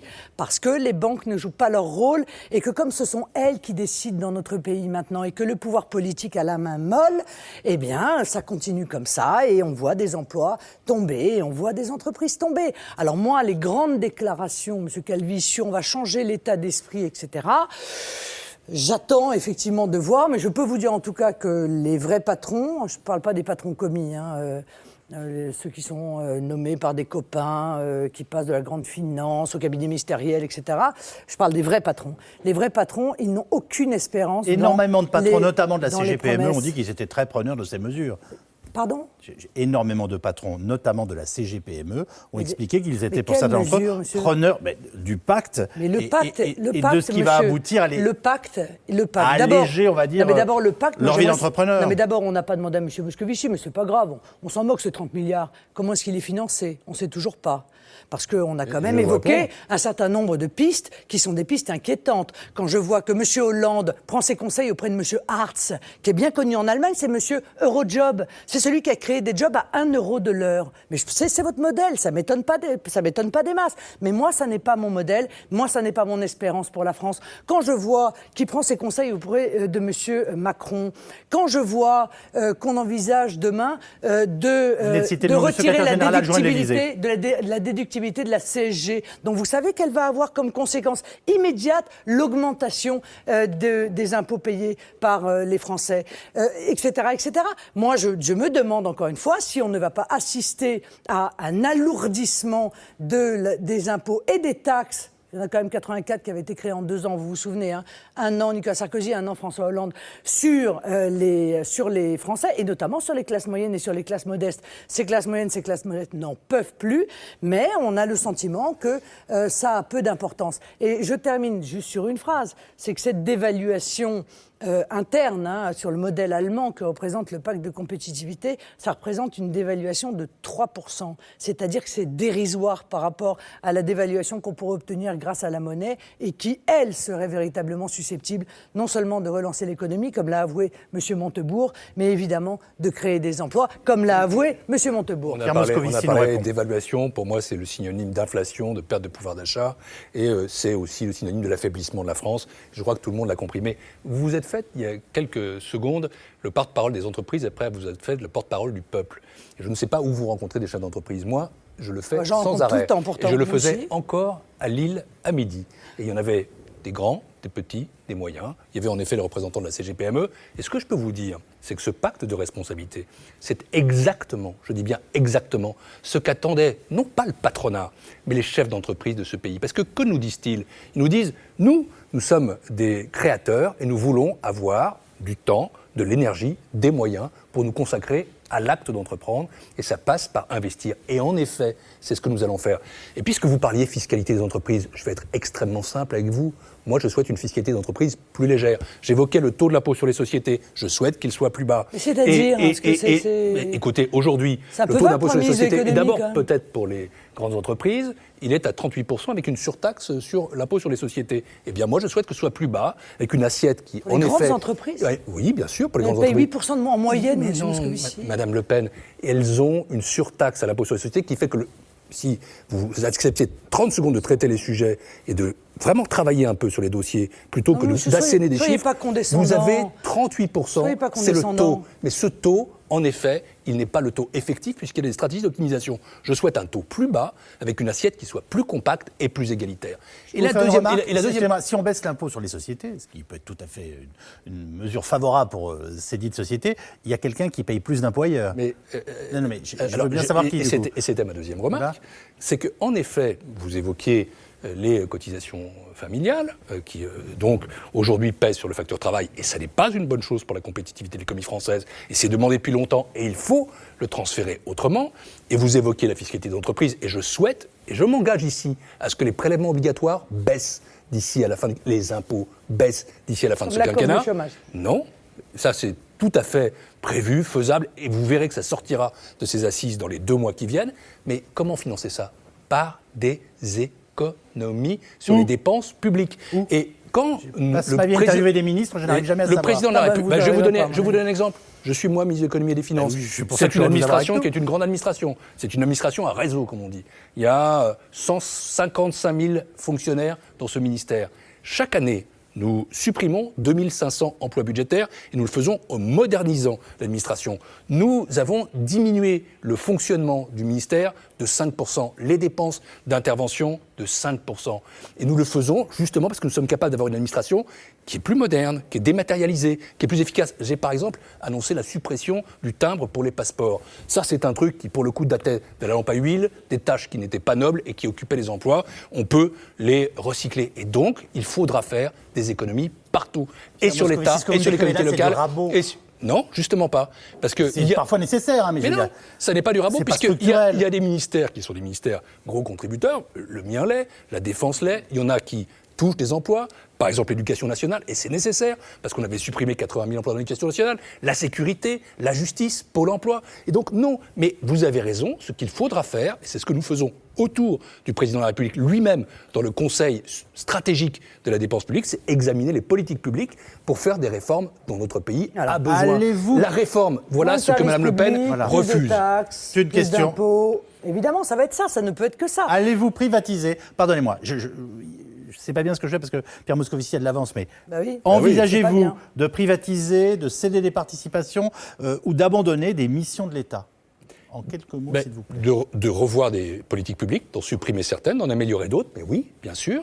Et puis, puisque vous évoquez la gestion de nos participations, elle doit être dynamique. Non, pas de privatisation, mais s'il s'agit de céder 1%, par exemple, ça a été fait de ADS, ou quelques pourcents de Safran, eh bien nous le ferons, et nous le ferons, par exemple, pour dégager des ressources pour d'autres investissements. Oui, des investissements dans la défense ou des investissements, par exemple, dans telle ou telle entreprise.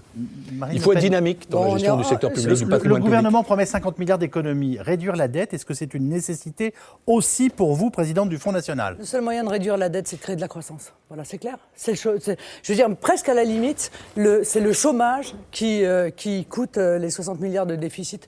Je suis désolé, hein, mais c'est la réalité. En alourdissement de cotisations sur les entreprises, parce qu'il faut quand même voir une chose, c'est que si les entreprises, si sur elles pèsent beaucoup de charges, c'est aussi parce qu'il y a beaucoup de chômage. Et on n'arrivera pas à sortir de ce cercle vicieux, qui est celui qui fait que M. Moscovici s'est rendu compte à la fin de l'année, il nous manque 15 milliards de manque à gagner, dis donc, de recettes fiscales. Bah oui, quand on tue le pouvoir d'achat, à un moment donné, les gens, ils peuvent plus payer d'impôts. Et puis les entreprises, ils peuvent plus vendre parce qu'il n'y a plus de clients. Voilà. Parce que quand on effondre le pouvoir d'achat, quand on alourdit les impôts, eh bien, les Français, ils ne peuvent plus consommer.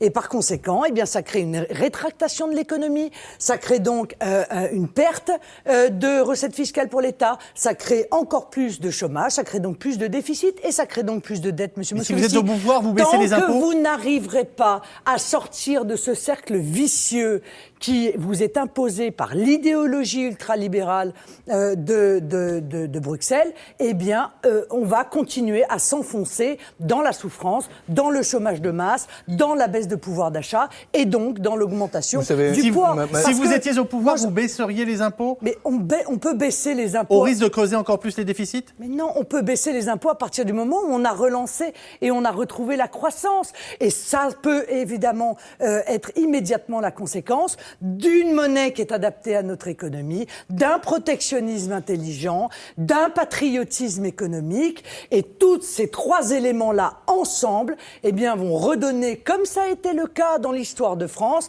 une bouffée d'oxygène à notre économie, recréer de la croissance et donc recréer des recettes pour l'État et évidemment, à ce moment-là, permettre de pouvoir baisser les impôts. Vous venez de parler l'un et l'autre pendant 1 heure, 30 minutes chacun donc, de la situation de l'Europe et de la situation économique du pays. On a une actualité importante avec ce qui s'est passé hier et aujourd'hui. Si vous souhaitez nous dire un dernier mot sur la situation économique, j'y vois pas d'inconvénient, mais il faut qu'on puisse traiter de l'actualité du jour avec ces 24 heures qui viennent d'être quand même extrêmement denses sur des tas de plans. Moi j'ai entendu beaucoup de slogans. Je pense que ceux qui vous auront écouté attentivement auront compris la différence entre nous. La différence entre nous, c'est que vous êtes en train sans arrêt de dénoncer un coup d'idéologie, que vous n'avez aucune proposition crédible, que vous assénez des séries de chiffres qui sont toujours des chiffres négatifs. Vous, jamais de chiffres, en revanche, j'ai remarqué. Moi, Madame Le Pen, jamais, hein. Moi, Madame Le Pen, je suis dans l'action.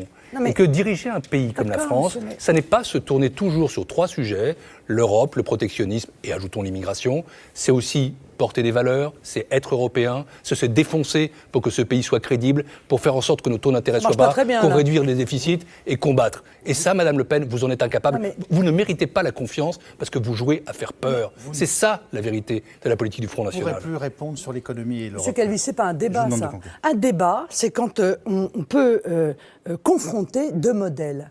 Moi, je remarque que nous avons fait un effort considérable. Il y a des économistes comme M. Sapir, comme M. Murer, qui ont fait un débat, un travail considérable. Ils ont fait des scénarios de sortie de l'euro. Je peux vous poser une question, chiffré... je peux vous interrompre juste une seconde. Monsieur Sapir, dont je ne sais jamais s'il est d'extrême droite ou d'extrême gauche, peu importe. Oui, c'est fait, effectivement, peu importe. Non, pas peu importe, il est vraiment d'extrême droite. Mais chiffre à, chiffre à 107 milliards, en tout cas il est proche de vos idées, chiffre à 107 milliards d'euros, le coût de la sortie de l'euro en 7 ans. Comment vous allez financer ça? Et à 560 ça, milliards, ça le coût du maintien dans l'euro, monsieur Moscovici. Vraiment, ça n'est pas sérieux. Et à 560, votre politique n'est pas sérieuse. Et à 560 milliards, ça n'a aucun sens. C'est faux, vous n'avez pas lu son étude. C'est l'économie vaudou. Alors moi, je pense qu'un vrai débat, surtout quand on est ministre, ça consiste à prendre les gens qui ont le travail des gens qui ont beaucoup travaillé sur ce sujet et apporter des chiffres pour les contredire. Or, il n'y a jamais de contradiction. On ne nous dit pas, par exemple, sur la dette, on ne nous dit rien. On nous dit, si jamais on revient à une monnaie nationale, la dette va être multipliée par 2 ou 3. Ce qui est d'une stupidité économique, mais absolue, permettez-moi. Bon, on ne répond pas aux arguments qui sont donnés. Les arguments, je viens de vous en donner un, 107 milliards. Est-ce que vous avez donné une explication? Faux, comment vous les financez? Mais c'est faux, mais c'est ce que dit M. Sapir, votre économiste référent. Non, monsieur. Mais si, madame. Non, et moi, je le nomme et je donne son chiffre. Je précise simplement qu'il continue de dire qu'il est tout à fait indépendant du Front National et qu'à ma connaissance, il était plutôt proche de Jean-Luc Mélenchon. Monsieur Moscovici, écoutez-moi, vous voulez des chiffres? Oui. Ça a coûté 15 milliards. Et on clôt là-dessus. Pour une raison simple, parce que c'est les 3% de dette qui sont libellés, de la dette française qui sont libellés en droit étranger. C'est-à-dire sur lequel ne pourra pas s'appliquer la lex monetae. 97% de la dette est en contrat français. Donc 1 euro. Non, les deux tiers sont en euros. Les 2 tiers de la dette sont en euros. Mais non, mais monsieur, ça n'a rien à voir. Vous ne faites pas semblant de ne pas comprendre parce que là, ça devient inquiétant. Mais non. 97% de la dette est libellée en contrat français. Oui, de droit français, monsieur Moscovici. Ne me regardez pas comme si j'étais stupide, car c'est vous qui vous ridiculisez là pour le coup, par rapport à ceux qui connaissent quelque chose en économie. On ne vous mettra pas d'accord là-dessus. Donc 3% sont en contrat étranger. Ce qui veut dire que le retour à une monnaie nationale et la dévaluation de la monnaie ne portera que sur 3% de notre dette. Donc il l'a chiffré, monsieur Sapir. 14,7 milliards, je crois, très précisément. Quels sont vos chiffres à vous? Parce que vous dites, ça va être horrible, mais il n'y a jamais un chiffre 32 minutes chacun. précis. Madame, non, Pierre Moscovici, s'il vous plaît. Encore une fois, moi je vais terminer. Je vous crois nullement stupide. Je vous ai prêt. Je vais terminer, monsieur Moscovici, en vous disant que vous regardez la France dans le rétroviseur. Vous ne connaissez pas l'économie. On ne repart pas sur le rétro. La formule est passée. Vous êtes un savant, vous considérez que l'économie est une science.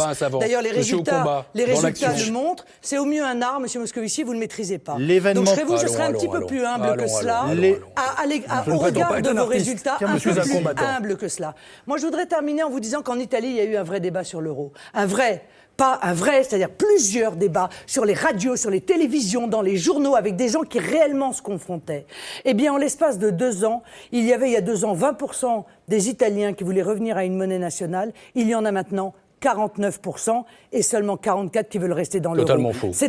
Mais dites pas que c'est faux, monsieur Moscovici, c'est vrai. Franchement, mais c'est vrai. Dans quel pays vivez-vous? Dans quel monde vivez-vous? Dans un monde passé, dans un monde fermé? Quel est le rapport? Mais non, ces chiffres sont totalement faux. Les Italiens restent le peuple le plus européen d'Europe. Mais bien sûr que si. C'est vous qui êtes dans le passé. Pas d'accord. C'est vous qui êtes dans le passé, c'est vrai que vous vous êtes allié avec la Ligue du Nord. On va parler de la France qui veut la sécession. C'était vrai il y a 2 ans, monsieur Moscovici. L'événement politique du jour, avant de nous séparer. À peine 24 heures après le succès de la Manif pour tous, le gouvernement retire donc la totalité du projet de loi sur la famille pour 2014. Est-ce que ça veut dire que c'est la rue qui gouverne, Pierre Moscovici? Pas du tout. Ça veut dire que le président de la République, le Premier ministre ont entendu un certain nombre de messages. Premièrement, que la priorité des priorités pour nous, c'est le combat contre le chômage, le combat pour l'emploi, et que toute l'énergie du gouvernement est tendue vers la conclusion du pacte de responsabilité. Ce que je souhaite, c'est que dans 3 mois d'ici... Pardonnez-moi, c'est la mobilisation autour du pacte de responsabilité qui empêche d'avoir une loi sur la famille ? D'abord, nous avons... C'est étrange, hein ? Non, pas du tout. Vous savez, un gouvernement ne peut pas courir tous les lièvres à la fois. Et donc, ce que souhaite le président de la République, ce que souhaite le Premier ministre, ce que je souhaite, ce que souhaitent les membres du gouvernement, c'est que nous puissions... Donc ça fait des mois que Mme Berthelot travaille pour rien. Mais attendez, que nous puissions donc conclure ce pacte et que nous nous battions pour l'emploi. L'emploi. Tout notre politique se résume ainsi. Deuxièmement, il y a encore du travail sur cette loi, alors que le calendrier législatif lui-même est assez encombré. Et troisièmement, et c'est vrai ça... Aucune précipitation dans cette décision ? Le président de la République et le Premier ministre souhaitent qu'on prenne le temps d'avoir un débat apaisé qui permet de parvenir à un consensus sur un sujet qui passionne et qui parfois est traité de manière extrêmement idéologique. Et puisque vous parlez des manifestations d'hier, il ne s'agit sûrement pas de céder à la rue. Moi, ce que j'observe, c'est que la manifestation d'hier, qui était pacifique, je m'en réjouis, qui était nombreuse, c'est vrai, pas aussi nombreuse qu'on a pu le dire, était une manifestation dont l'objet m'échappait un peu, parce que si c'était une manifestation contre le mariage pour tous, je rappelle que cette loi a été votée par le Parlement, qu'elle était approuvée par le Conseil constitutionnel. Si c'était pour manifester contre la gestation pour autrui ou la procréation médicale assistée, ça n'était pas dans les projets de Mme Martinotti.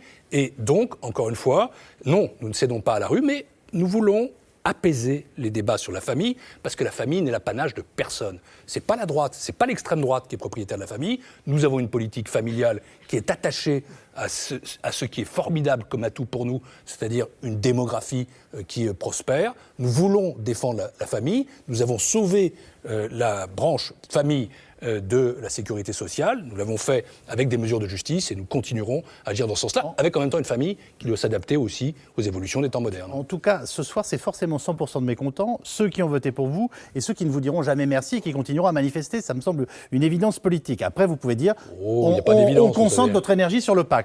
Marine Le Pen, on n'a pas compris si vous souteniez les revendications des manifestants. D'abord, il n'y avait pas de revendication. Je crois qu'il y avait surtout une grande inquiétude à l'égard de la gestation pour autrui, une grande inquiétude à l'égard de la procréation médicalement assistée, une inquiétude à l'égard des expérimentations de la théorie du genre, qui, faut être honnête, leur donner crédit au Parti socialiste, n'a pas commencé avec les socialistes. Ça a commencé sous Nicolas Sarkozy et sous Luc Châtel, ces expérimentations. Donc il y a une inquiétude parce que vous êtes au courant que c'est une rumeur qui a affolé les parents.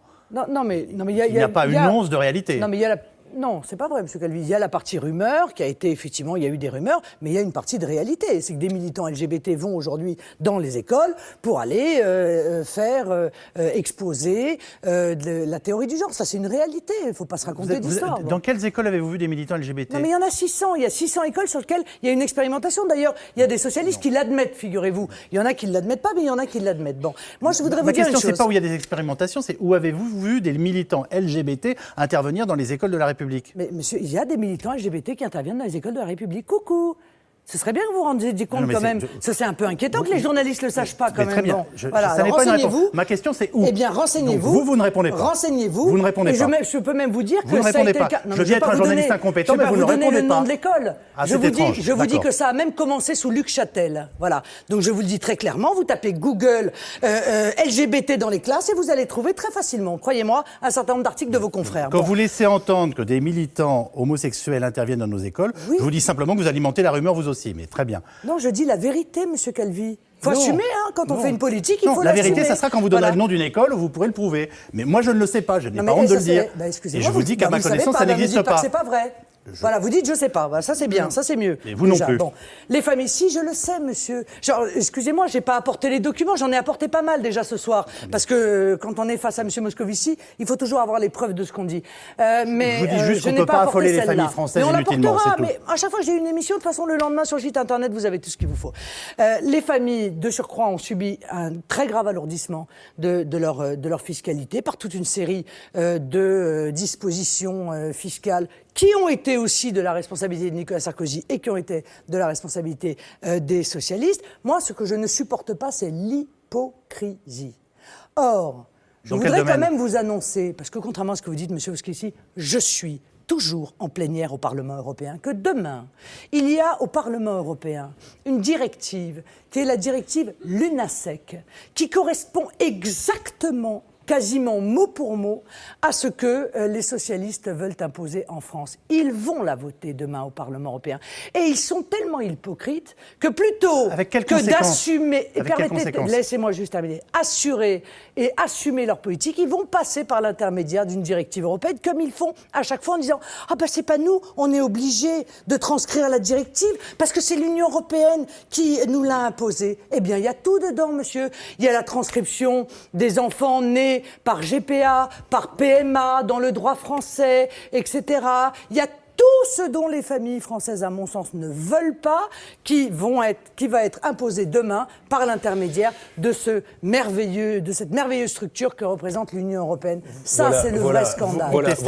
Voilà un final éblouissant, parce qu'on voit, vous parlez d'hypocrisie, M. Calvi vous a posé une question, est-ce que vous approuvez ou pas la manifestation? J'observe que votre nièce y était, que votre père a soutenu la leader du printemps français, et que vous êtes gardé de vous prononcer. Mais, à côté de ça, vous vous lancez dans des amalgames inacceptables. Parce que, disons quand même de quoi il s'agit. Ce que fait mon collègue Vincent Peillon, qu'est-ce que c'est? Ça n'est pas la théorie du genre. C'est l'application de la Déclaration universelle des droits de l'homme, qui, dans son article 1er, dit que les hommes et les femmes naissent et sont égaux en droit. Et à partir de ce moment-là, qu'est-ce qu'il a voulu faire? Il a voulu faire ce qu'on appelle les ABCD de l'égalité, c'est-à-dire apprendre dès la petite enfance l'égalité entre les hommes et les femmes, parce que... Les parents ne sont pas capables de faire ça, M. Moscovici? Mais écoutez, vous savez... Ils sont des incapables? Madame, l'école... Vous avez un procès d'intention à leur égard aux parents? Je ne sais pas quelle conception vous avez de l'école de la République. La transmission du savoir, monsieur. C'est la transmission du savoir, c'est aussi la transmission des valeurs. Et nos valeurs, c'est liberté, égalité, fraternité, et j'y ajoute laïcité. C'est pas aux parents d'éduquer leurs enfants? C'est pas aux parents d'élever leurs enfants? C'est à l'école d'élever les enfants aussi. Et vous savez, c'est assez maoïste comme vision, non, quand même. j'ai jamais été maoïste.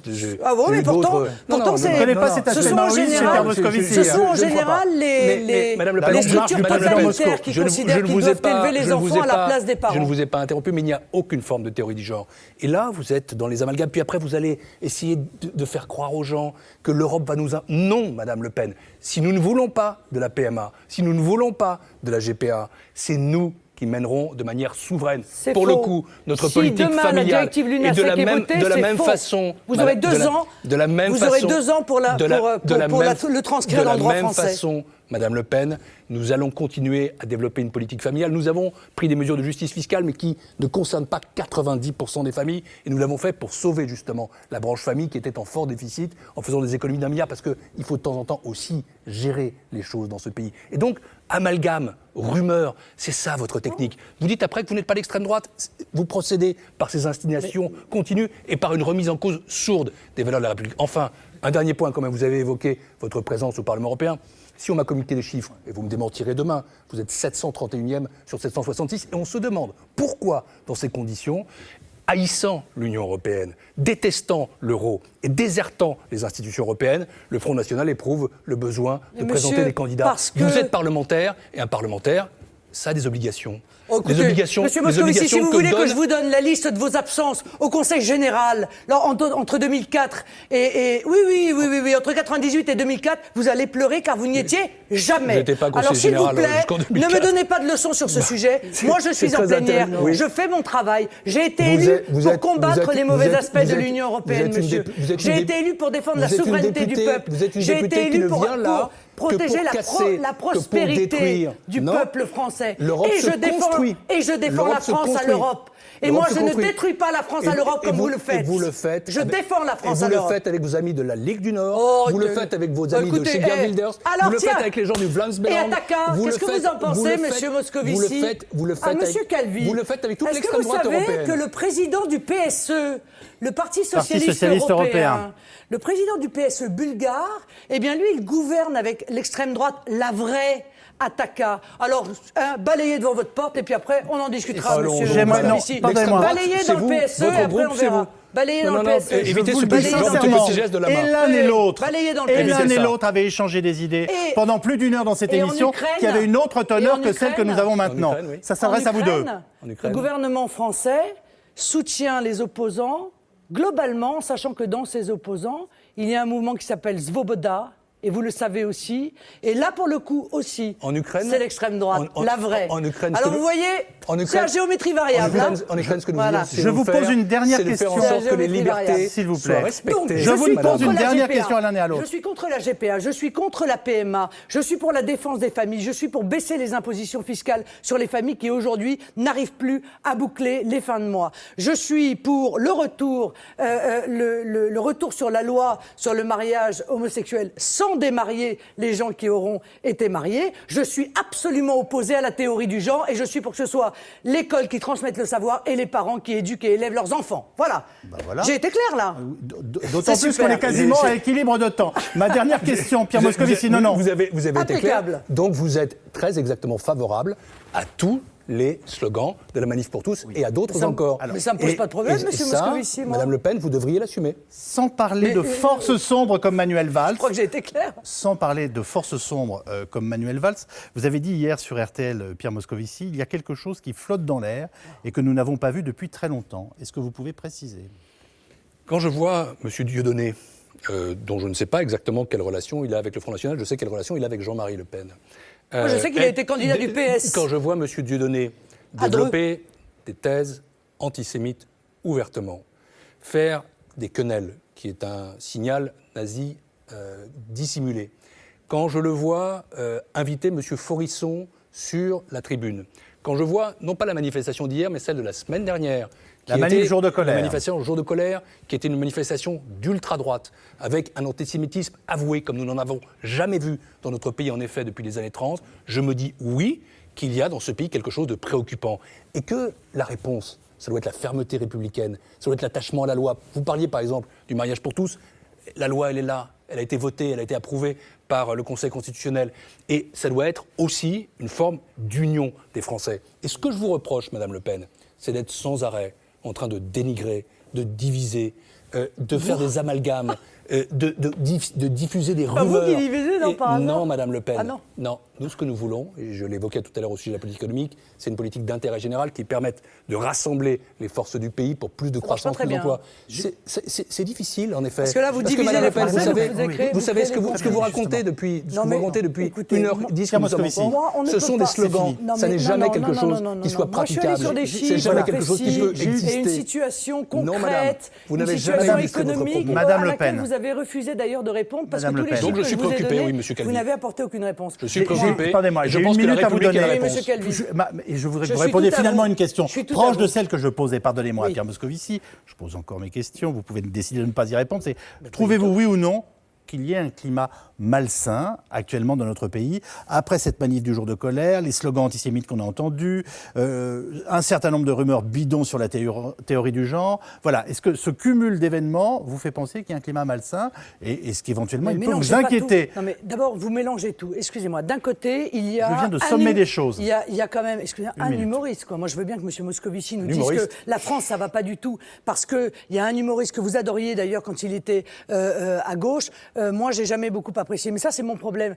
Moi, si vous me faites croire que la France est en danger, parce qu'il y a un type qui profère des propos antisémites, parce qu'il y a une vingtaine de types qui ont été dissous d'ailleurs, et qui ont proféré et que tout le monde connaît, et que M. Valls connaît mieux que quiconque, puisque c'est lui qui a dissous leur mouvement. Pourquoi ils étaient là? Pourquoi est-ce qu'on a amalgamé des milliers de personnes qui sont venues, certains contre l'écotaxe, certains contre l'équitaxe, qui ceux-là n'étaient ni des racistes ni des antisémites, M. Moscovici? Faut pas se raconter d'histoire. Donc arrêtez avec vos amalgames, c'est vous qui créez un climat de peur. Ce qui est sûr, c'est que les Français sont inquiets, parce qu'ils ont le sentiment que ce gouvernement, un, ne sait pas où il va, deux, qu'il est prêt justement à tous les amalgames pour imposer sa vision, trois, qu'il ne respecte pas les libertés publiques, les grandes libertés publiques et les libertés individuelles. Ils sont inquiets. Voilà, ils sont inquiets, et moi je leur propose d'exprimer leur inquiétude et leur espérance d'ailleurs dans les urnes. Merci voilà. de m'éviter d'être coupé à la clé. Vous avez tous les deux 41 minutes de prise de parole dans cette émission. Merci infiniment d'y avoir participé. J'ai envie de vous dire, rendez-vous donc le 23 mars pour les municipales. Ça, c'est la vraie égalité homme-femme. Et le 25 mai pour les européennes. Un peu plus pour les femmes, vous voyez. Le livre... Ah non, soyez gentil. Le livre de l'émission ce soir, Pierre Moscovici. 13 secondes. Combat Mais pour que la France s'en sorte. C'est pour ça qu'il ne faut pas aussi la théorie du genre, Aux mais l'égalité éditions entre les hommes et les femmes. Flammarion. Avant de nous séparer, et en vous remerciant une nouvelle fois, un dernier merci à Brigitte Benkemoun qui a préparé préparé cette émission, à Pascal Hendrick qui vient de la réaliser avec ses équipes. Jeudi, je vous le rappelle, des paroles et des actes sur France 2. David Pujadas reçoit Manuel Valls. Et puis à suivre, bien entendu, le Ciné Club avec ce soir le cycle Femme Fatale qui commence. Louise Brooks, Loulou, le chef-d'œuvre de Pabst. À la semaine prochaine.